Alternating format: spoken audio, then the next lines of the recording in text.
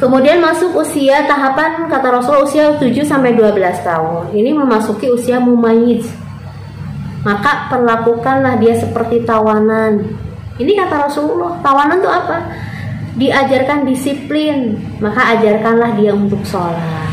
Kan perintahnya juga ajarkanlah anakmu sholat di usia 7 tahun dan pukullah di usia 10 tahun kalau dia tidak mengerjakan sholat. Artinya apa?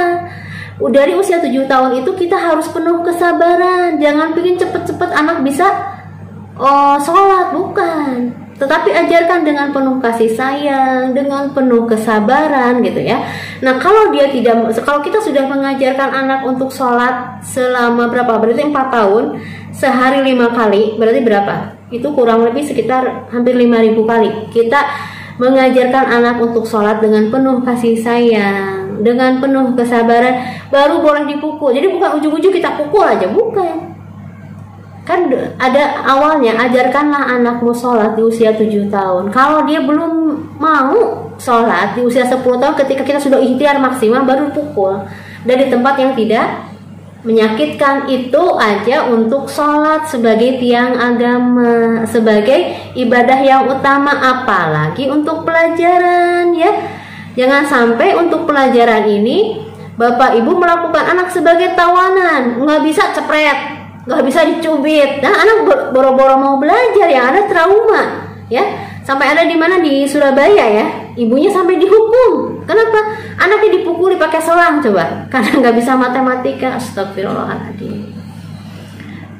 Kalau anak langsung bisa, namanya bukan proses belajar, ya bu ya. Jadi kalau anak langsung bisa itu namanya bukan proses belajar.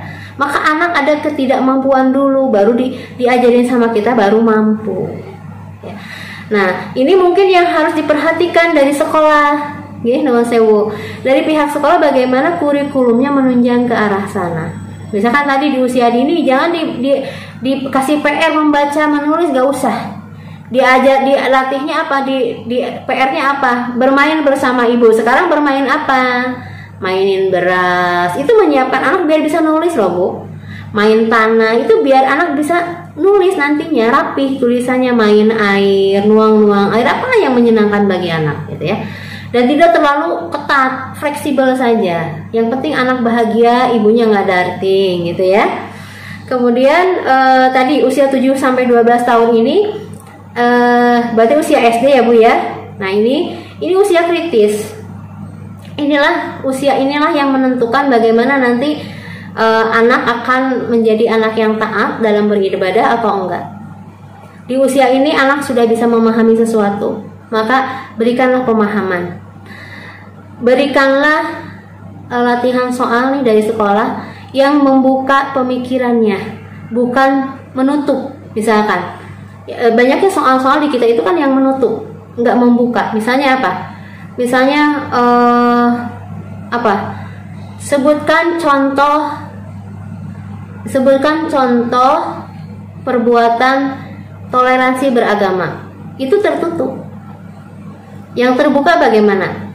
Kalau ada kejadian seperti ini, menurut kalian bagaimana? Jadi menurut kalian kan, jadi setiap anak jawabannya beda-beda. Biarkan saja. Itu sebenarnya sedang proses supaya anak cepat akil. Ya Bu ya. Sekarang kan banyak anak remaja yang seharusnya sudah akil balik, dia belum akil balik. Baliknya udah bisa naksir cewek, ya Bu ya. Sudah punya pacar tapi belum berakal. Kenapa? Karena anak tidak dilatih untuk berpikir bebas.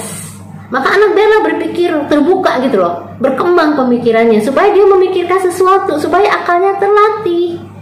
Kemudian di usia 7 sampai 12 ini kalau kita lihat Rasulullah ya, Rasulullah itu sudah belajar untuk mencari nafkah, bayangkan. Dengan menggembala kambing, ya kan? Di usia 9 tahun, kemudian di usia 12 tahun sudah ikut berjualan ke Syam, magang sama pamannya. Nah, berikanlah kesempatan itu kepada anak-anak kita. Maka di usia 7 sampai 12 tahun ini anak laki-laki harus lebih dekat dengan ayahnya, anak perempuan harus lebih dekat dengan ibunya. Inilah masa anak mendownload maskulinitas pada ayah dan feminitas pada ibu. Jangan terbalik. Ajarkan anak-anak perempuan, ajarkan pekerjaan rumah. Ya, termasuk anak laki-laki pun tidak apa-apa mengerjakan pekerjaan rumah. Kalau di sekolah anak kami itu ada life skillnya ya. Saya kasih usulan, kata saya ini anak sedang masa kritis, anak sedang menuju akil balik. Tolong dimasukkan ke kurikulum life skill. Maka ada anak motong sayur, masak gitu ya. Alhamdulillah menambah skill dia. Kenapa? Karena ternyata ini sepertinya sepele ya. Sesungguhnya ketika anak di usia 7 sampai 12 tahun ini harus dilatih untuk bisa minimal dia melayani dirinya sendiri. Dia butuh makan, cari makan sendiri. Saya kadang Bu, seharian tuh nggak masak. Umi aku mau makan ya, yuk cari aja makanan di dapur. Oh Umi belum masak ya, belum, malas kata saya gitu. Ya udah, ada yang masak telur, ada yang masak mie. Dengan begitu dia terlatih untuk melayani dirinya sendiri. Betul Bu, ini harus agak tega juga. Jangan semuanya serba dilayani oleh kita, ya. Kemudian yang laki-laki saya ajarkan untuk belanja ke warung, biar dia nggak malu. Saya sampaikan lah, anak laki-laki mungkin nanti ada pertanyaan gini, kalau anak saya laki-laki itu malas, laki-laki itu memang malas Bu, malas. Jadi kalau ada laki-laki yang nggak malas, berarti dia itu mah dapat karomah kali ya.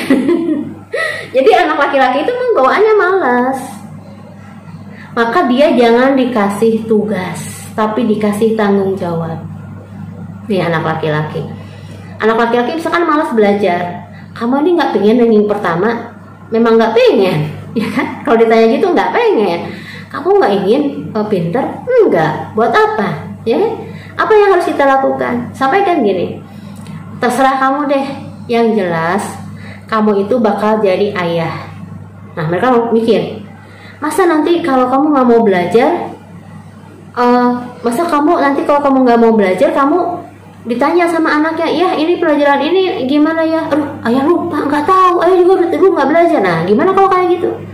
Nah, kalau dibenturkan dengan sebuah tanggung jawab, ya, maka dia akan mikir. Tanpa kita oprak-oprak pun dia akan melakukan itu. Gitu ya Bu ya. Nah, anak-anak saya udah mulai jualan Bu, dilatih jualan. Minimal dia punya mental baja, mentalnya kuat lah gitu ya. Keliling jualan gitu ya. Mungkin orang bilang, ih gimana sih Bu Meti anaknya, sudah biarin aja, suruh jualan, nawarin, ngeprospek orang, ditolak, ada yang nggak mau, ada yang ngejek. Itu melatih dia menempa. Nah, ini usia 7 sampai 12 tahun. Benturkan dia dengan realita kehidupan. Jangan dimanja. Misalkan anak pengen mainan. Aku pingin ini, boleh. Kamu bayar 50%, dari ibu 50%. Dia akan mikir Bu, gimana caranya. Sekarang anak-anak saya lagi nabung. Dikasih uang jajan cuma 5.000 aja. Mereka pintar, jajannya cuma 2.000, 3.000 ditabung. Nanti kalau pingin mainan, aku pingin ini, ya boleh. Pokoknya dari kamu 50%. Silahkan milih yang mana. Ya. Jadi apa? Jadi ada rasa tanggung jawab gitu. Sampai ketika sepedanya rusak pun kita nggak perbaiki Bu. Biarlah dia perbaiki sendiri, pergi ke bengkel, keringat bercucuran. Saya senang banget lihatnya. Ya anak laki-laki memang harus seperti itu. Jangan selalu dimanja. Nih di usia 7 sampai 12 tahun justru harus dibenturkan dengan realita. Nah di usia 12 sampai 15 tahun ini pun masa kritis kedua, masa latih. Ya. Pralatih, di mana anak itu betul-betul sudah akan memasuki usia akil balik. Disinilah dibutuhkan kehadiran orang tua. Bagaimana orang mendampingi mereka, menjawab kegalauan mereka. Biasanya mereka di usia ini, anak-anak mulai tidak mau dianggap sebagai anak-anak, tetapi belum dewasa. Ya. Kemudian mereka itu hormonnya sedang berubah. Maka anak akan batang otaknya akan semakin aktif, maka dia akan lebih mudah membantah. Nah, ibu-ibu biasanya anak di usia ini, ibunya sudah memasuki 40 tahun. Ayahnya juga udah memasuki 40 tahun lebih. Biasanya si ayah mengaku sebagai puber kedua. Nah ibu nggak tambah pusing gimana coba? Di usia 15 tahun. Berarti anak-anak SMP ini mau SMA. Seharusnya anak ini sudah akil balik. Sudah akil balik berarti dia tandanya apa? Dia sudah bertanggung jawab pada dirinya sendiri. Bahkan kalau dulu itu sudah punya penghasilan, kayak Imam Syafi'i itu sudah jualan gitu ya. Bahkan ketika mimpi basah yang pertama, besoknya langsung nikah Imam Syafi'i. Masya Allah ya, anak sekarang 15 tahun mimpi basah, nikahnya umur 30 tahun. Please deh, 15 tahun itu ngapain aja coba? Berarti kita sudah menyiksa anak. Ya, maka kalau kami sekarang sudah mulai membicarakan tentang berkeluarga, tentang menikah pada anak-anak yang masih usia 11 sampai 15 tahun ini ya, bahwa kamu tuh nanti akan begini, akan begini, akan begini. Maka ayo belajar dagang, belajar jualan. Kamu mau nikah kapanpun silahkan. Yang penting kamu sudah punya penghasilan. Dan kalau sudah menikah, keluar dari rumah. Saya bilang begitu. Jangan numpang sama orang tua, jangan numpang sama mertua. Ada juga anak iseng, ya udah cari istri yang kaya katanya. Ya terserah lah, yang penting kamu tidak menyusahkan orang tua gitu kan. ya begitu kan, itu memang realitas ya. Sekarang banyaknya kenakalan remaja karena di usia yang seharusnya dia perlakukan dewasa, kita masih menganak-anakan. Coba sebutannya anak-anak SMA, dia sudah pemuda. Dalam Islam itu tidak ada istilah remaja, nggak ada. Itu istilahnya dari Barat. Dari Islam tuh begitu dia akil balik, maka dia menjadi mukallaf. Maka dia sudah terbebani oleh syariat. Bahkan anak laki-laki itu tidak wajib lagi kita nafkahi. Bayangkan, usia 15 tahun. Nah, kalau usia 15 tahun, kita jangan langsung sekarang gini, oh kamu udah 15 tahun, nggak dikasih uang lagi ya. Tapi kita tidak menyiapkan dari awal, ya itu namanya juga zolim. Kalau kita tidak menyiapkan dari awal, berarti kita harus membayarnya sekarang.